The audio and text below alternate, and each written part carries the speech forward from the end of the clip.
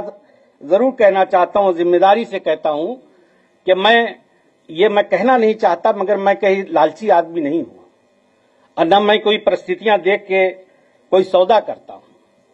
मैं एक पढ़ा लिखा जिम्मेदार आदमी हूं और ये जो मैंने डिसीजन लिया, ये मेरे दिल दिमाग ने इस बात को कहा कि समाज का हित इसी में है। आज हम जिस परिस्थितियों में खड़े हैं, देश जिसमें खड़ा हुआ है, भाई हमारे सामने दो ही विकल्प हैं। देखिए, मैं पढ़ लिख करके हाई स्कूल करके दिल्ली चला गया, मेरी शिक्षा दीक्षा जामिया यूनिवर्सिटी से हुई। मैं एक पढ़ा लिखा इंसान हूं, I can understand the situation of country. तो मुझे ऐसा लगता है कि आज दो खेमा है। एक खेमा वो है जो इस देश को तोड़ना चाहता, बांटना चाहता है। मैं बहुत दर्द से इस बात को कहता हूं कि मेरी परवरिश में मेरे 99% दोस्त मेरे हिंदू हैं और मुझसे इतना प्यार करते हैं, बाखुदा मैं कसम खा के कह रहा हूं कि मुझे इतना प्यार करते हैं, इतना प्यार मिलता है उनसे कि मुझे कभी लगा ही नहीं कि हम लोग मजहब के नाम पे भी हमको कोई बांट सकता है क्या। यही हमारी देश की संस्कृति है, इसी में हम पल के बड़े हुए। मेरा दिल रोता है इस बात के लिए, मैं बाय हार्ट इस बात को कह रहा हूं। बहुत दर्द होता है मुझे जब मैं देखता हूं कि आज मजहब के नाम पे क्या हो रहा। मजहब तो आस्था की चीज है। मैं एक बैग लेके गया, अगर इस देश का, मुझे घमंड से मैं इस बात को कहता हूं कि मेरी जिंदगी पे अगर किसी का एहसान है तो मेरे हिंदू भाइयों का है। हाँ। मैं इस बात को चिल्ला चिल्ला के दुनिया के हर मंच से कहता हूं। अगर इस देश का हिंदू इतना बुरा होता तो हम तो माइनॉरिटी में हैं भाई। हम तो कहते ही हैं कि हम आपके छोटे भाई हैं। कभी हमने ये नहीं कहा कि हम बड़े हैं।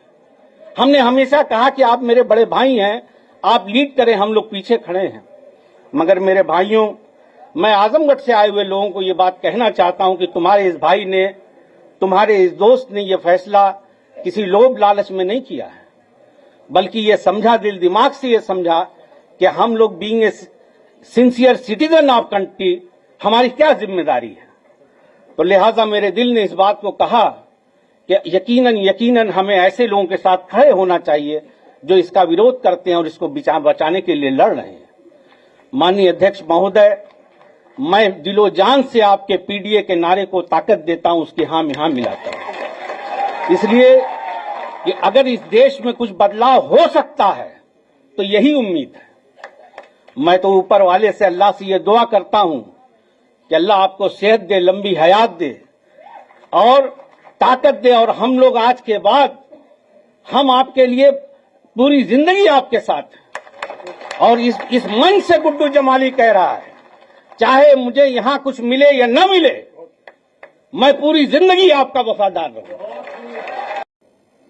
शाह आलम गुड्डू जी को बहुत बहुत धन्यवाद और बधाई देना चाहता हूं। मैं उनका स्वागत करता हूं। उनके साथ साथ उनके सभी सहयोगी साथी जो आज इस हॉल में हैं और लाखों संख्या में जो आ नहीं पाए हैं, जो पूरे प्रदेश में जगह जगह पर हैं, मैं उन सबको आज के दिन की बहुत बहुत मुबारकबाद देना चाहता हूं। मुझे याद है 2022 के चुनाव से पहले गुड्डू जमाली साहब हमारे पास आए थे। किन्हीं परिस्थितियों, किसी कारण हम लोगों का साथ नहीं हो पाया, लेकिन आज जब हम लोग 2024 में भविष्य की लड़ाई लड़ने जा रहे हैं, वो आए नहीं हैं, मैंने उन्हें अपने पास बुलाने का काम किया है।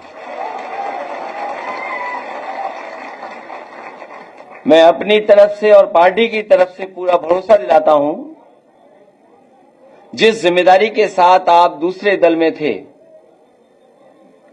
जिस तरीके से आपने कभी पीछे मुड़ करके नहीं देखा, इस पार्टी में भी आपको रह करके आपको अपने घर जैसा लगेगा। ये आप अपनी पार्टी में वापस आए हैं।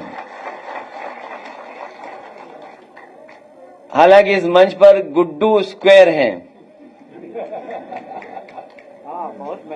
और अखिलेश भी स्क्वायर हैं। गुड्डू भी स्क्वायर है और अखिलेश भी स्क्वायर हैं। और हमारे साथ बलराम जी भी हैं, दुर्गा जी भी हैं। ये तो भगवानों के नाम है। कौन नहीं है? मैं देख रहा था कि सबके नाम में भगवान।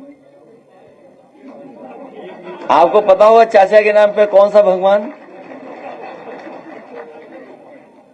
और कोई बचा? श्याम बहादुर। तो ऐसा कोई नहीं है। हम सब लोग मिलकर के पार्टी को मजबूत बनाने का काम करेंगे। जिस तरीके से कभी समुद्र मंथन हुआ था, उस बार ये संविधान मंथन होने जा रहा है। एक तरफ तो वो लोग हैं जो संविधान को बचाना चाहते हैं, संविधान की रक्षा करना चाहते हैं, संविधान के रक्षक होंगे, और दूसरी तरफ वो लोग हैं जो संविधान की धज्जियां उड़ाना चाहते हैं। तो एक बार कभी हुआ होगा समुद्र मंथन, इस चुनाव में होने जा रहा है संविधान मंथन। मुझे खुशी है इस बात की कि गुड्डू जमाली जी के आने के बाद न केवल आजमगढ़ बल्कि पूरे उत्तर प्रदेश में एक नई ऊर्जा के साथ एक बड़ा संदेश जाने का काम कर रहा है। और हमें खुशी इस बात की भी है कि हमारा पीडीए परिवार बढ़ता चला जा रहा है। ये जो पीडीए परिवार है ये बढ़ता हुआ चला जा रहा है, और हम जितना परिवार बढ़ा लेंगे उतनी ही ताकत से 2024 में भारतीय जनता पार्टी को हराने का काम हम लोग मिलकर के करेंगे।